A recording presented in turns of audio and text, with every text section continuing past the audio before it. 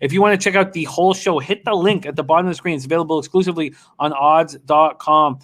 Let's move to 425 action right now. Jaguars, Colts is where we start. This is rotation number 103, 104. Colts are 14-point favorites. This totals at 50. Lucas Oil Stadium, Indianapolis, Indiana. Jacksonville Jaguars 1-14, 0-7 on the road. Colts 10-5, 5-2 at home.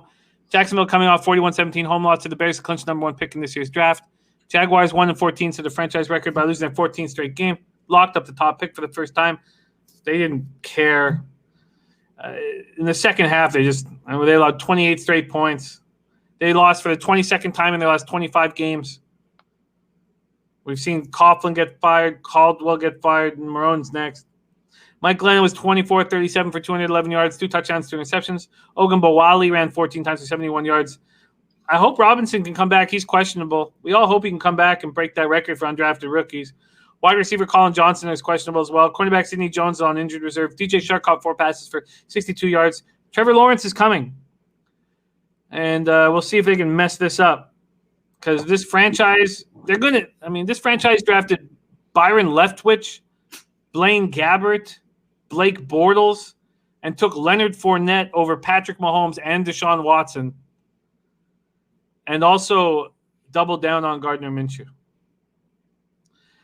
It's when you say it all out loud in a row like that, it makes it look really bad. Really bad. It's horrific. Is there any interest in the Jags plus 14? Is Glennon or Minshew starting? Glennon. I think there might be. They can't possibly lose the Trevor Lawrence pick. They're locked into number 1. So why not play here? Well, let's talk about the Colts here. Rob Watkins says no. Colts are coming. I'm not interested either, but Colts coming off their 7th straight loss to the Steelers, 28-24 at Pittsburgh. They're up 21-7 at the half. They outgained them 206-28, and they were outscored 21-0 over the last 18 minutes. They gained just 1 first down during a 4-possession stretch, while the Steelers ripped off 3 straight touchdowns. I'd be very watching that game. I'd be very concerned to have money on them in a huge game late, or in the 2nd or 3rd round. Rivers was 22-35 for 270 yards, 1 touchdown, 1 interception. Zach Pascal caught 3 passes for 64 yards. Jonathan Taylor ran 18 times for 74 yards, cashing Bebzy's prop. Indianapolis just needs to beat Jacksonville. But that's not just. Sorry. They need a little bit of help. Just a little bit. They need a little bit of help. Safety Kari Willis left Sunday's game against Steelers with a concussion. He's in concussion protocol. Offensive tackle Will Holden sustained an ankle injury. He's listed as questionable. Michael Pittman Jr. is in concussion protocol. Wide receiver Marcus Johnson, offensive tackle Anthony Costanzo remain questionable. Rob Watkins says he'd be interested in the over at 50. Now, the indicator books say it's going to go down to 49.5. Anything for you here, Bebsy? I mean, I kind of want to take the Jags here, especially with that abysmal second half that we saw from Indy last week. But how do you put money on the Jags at all? Even all those points. It's tempting.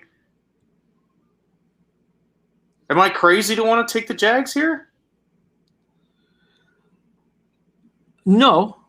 The Jags did beat Indy in week 1. I think the fact that the Colts look so bad in the second half is a bad thing if you want the Jags. Yeah. I just think that they might be a little angry. So, yeah, Sebastian, Indy needs this. Dan Kelly says they need a lot of help. Nuclear says they need one of Miami, Tennessee, or Cleveland to lose, or they are done. Miami could lose. Yeah, I can't back the Jags in a situation where Indianapolis actually needs the win. Yeah, it's want nothing to do with it. Now, I can understand the look towards the over. What do you think, Bebsy? We are sitting at 50. Yeah, but the indicators say they'll go down to 49.5.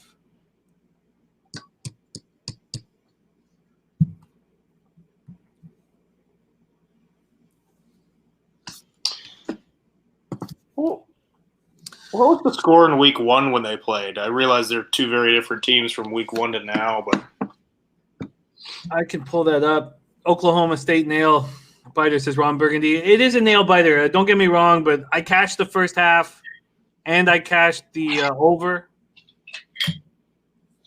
So I'm – oh, wait. Please tell me I didn't – okay.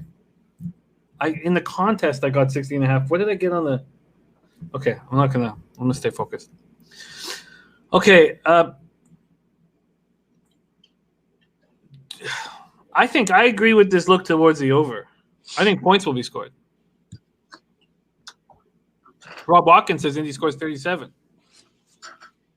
thank you. Okay. What do you think, Bebsy? Any interest in the over? I can understand why you would have it. I'm not going to jump on it.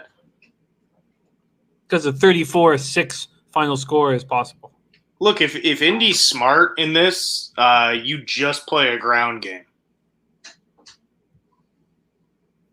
Rob Watkins says Indy scores 37. All right. So no move for me in this tricky week 17.